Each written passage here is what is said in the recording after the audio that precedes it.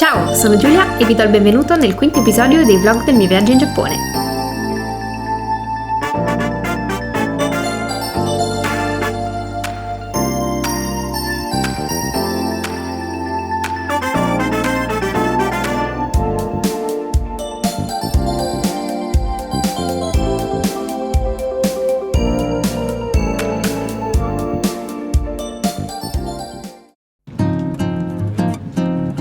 Abbiamo preso il treno per Kyoto, ma dopo aver lasciato le valigie in hotel ci siamo subito diretti a Nara.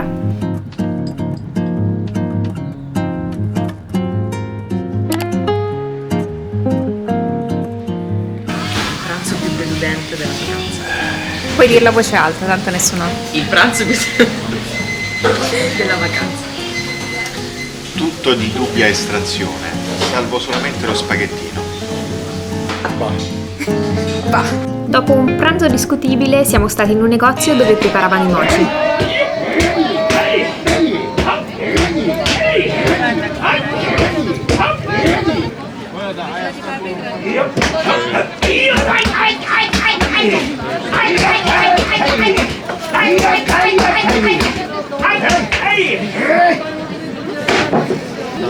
Come potete vedere però in molti posti si è persa l'artigianalità e per una produzione massiccia si utilizzano anche dei macchinari.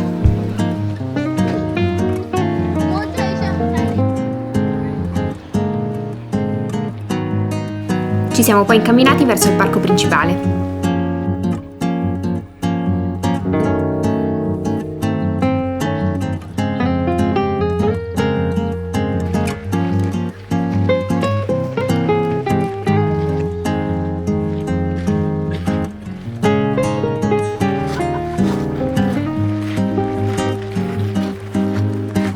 Qui i cervi hanno cominciato a circondarci. Sta prendendo la rincorsa, non si fida, non sto tan bene, ok. Siamo qui in diretta da Nara per le Olimpiadi del salto del cervo. Vediamo i primi due gareggianti che sono già sul podio, vediamo se il terzo, che dovrebbe essere medaglia di bronzo, può soffiare. Olè, bellissimo salto, voto 10, medaglia d'oro. Onestamente non avevano un bellissimo aspetto, erano molto sporchi e sembravano anche un po' tristi e stanchi. Probabilmente la quantità esagerata di turisti che li fotografa e gli dà da mangiare li ha un po' storditi.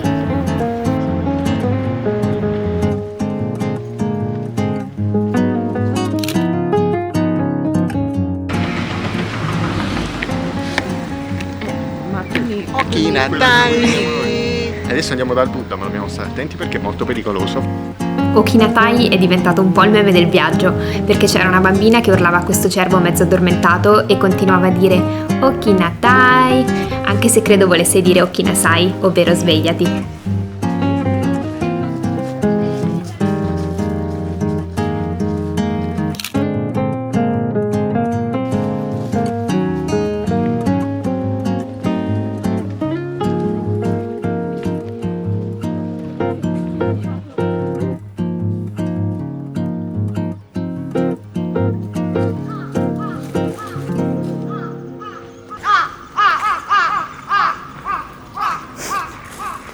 Questi corvi in calore sono imbarazzanti.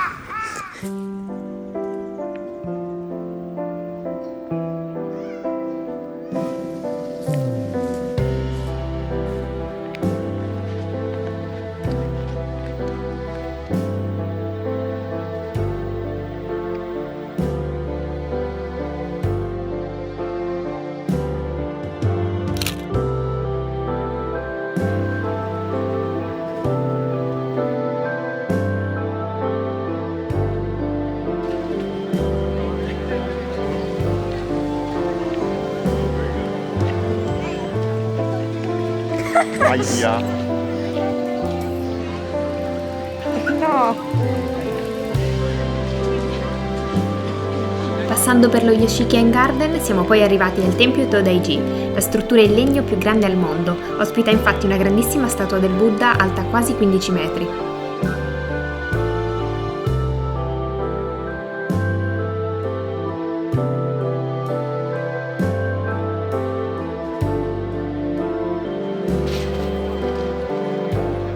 Una delle colonne portanti in legno ha alla base un buco delle stesse dimensioni della narice del Buddha. Si dice che chi riesce a passarci attraverso riceverà una benedizione nella vita futura dopo essersi reincarnato. Ed io ovviamente ho voluto provare.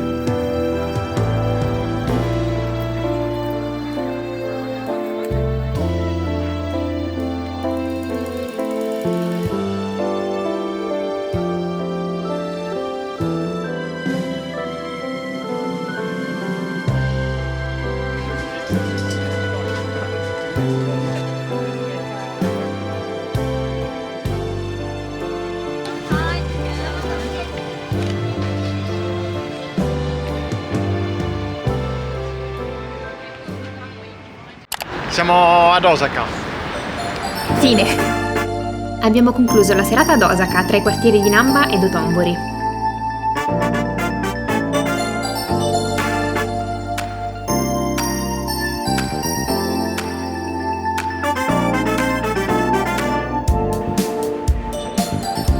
Era davvero pieno di gente, non si riusciva a camminare. L'Expo ha sicuramente portato molti turisti ad Osaka.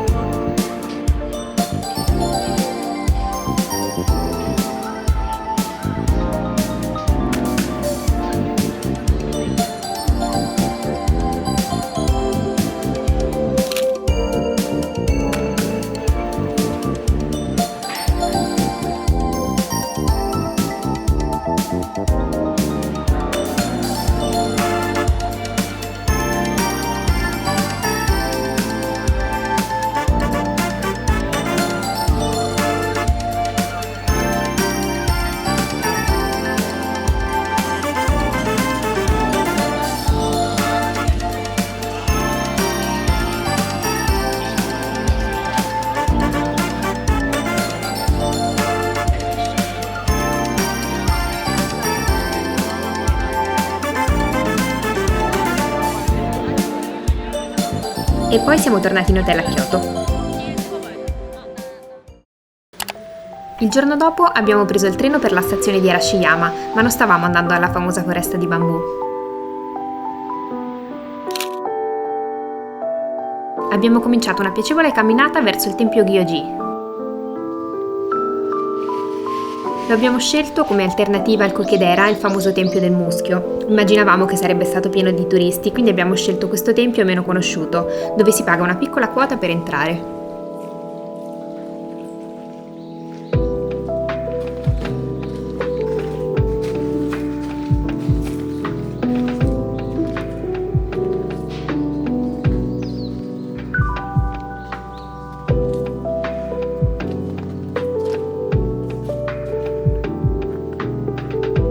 L'atmosfera era bellissima, il muschio era stupendo, un colore surreale. Queste immagini sembrano infatti modificate, ma vi assicuro che il colore era esattamente questo.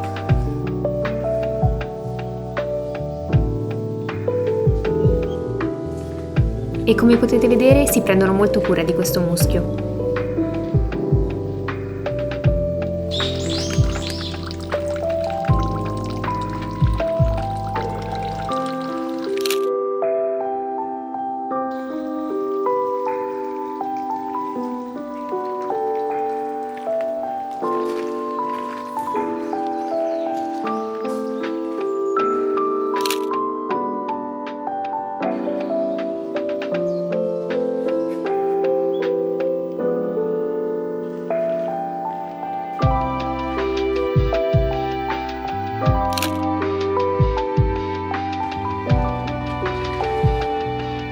Poi abbiamo continuato a salire fino al tempio Adashino Nembutsuji, dove c'è una piccola foresta di bambù.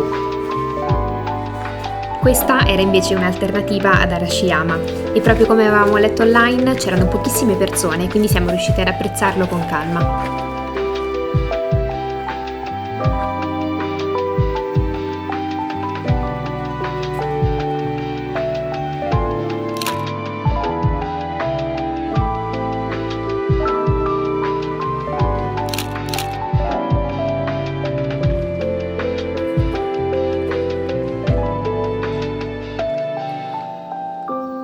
Dopo mezz'ora sotto il sole ad aspettare un bus che alla fine non si è fermato perché era pieno, abbiamo deciso di prendere un taxi e siamo arrivati a Ryoanji, dove si trova un giardino zen.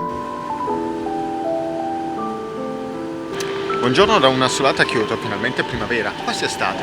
Adesso andiamo a vedere un tipico giardino zen in Kyoto. Come on.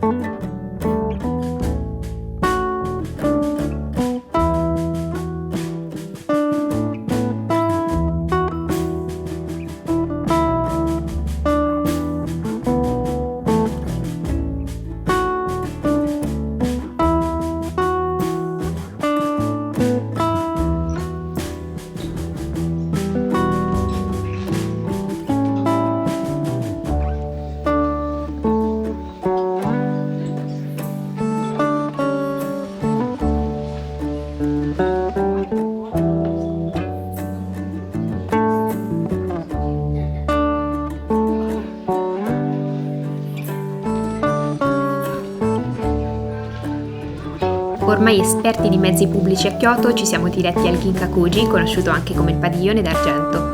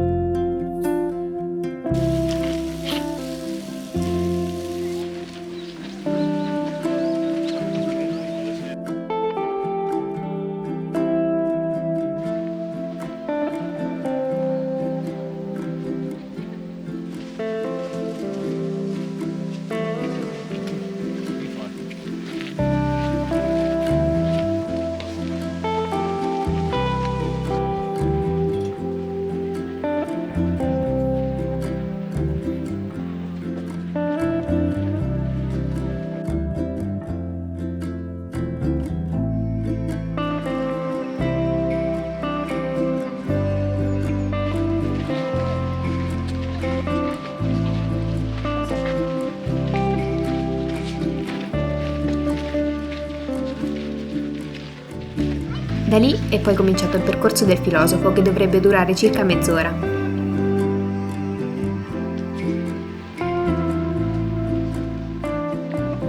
L'aria pura è come la leggerezza dell'anima.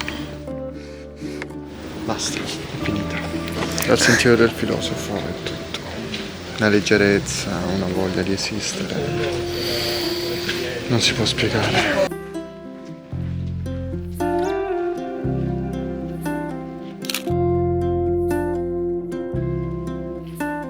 Io e mio zio abbiamo poi deviato il percorso per raggiungere un tombino dei Pokémon che si trovava all'interno di un bellissimo parco. Siamo nel cuore di Kyoto, in missione tombino Pokémon, una Kyoto nuova che riscopriamo più verde di prima, semplicemente spettacolare.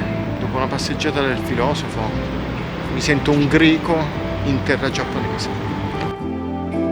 Anche questa giornata si è conclusa ad Osaka, ma non ho riprese perché mi stavo dedicando allo shopping. Spero che questo episodio vi sia piaciuto, continuate a seguirmi per non perdervi i prossimi.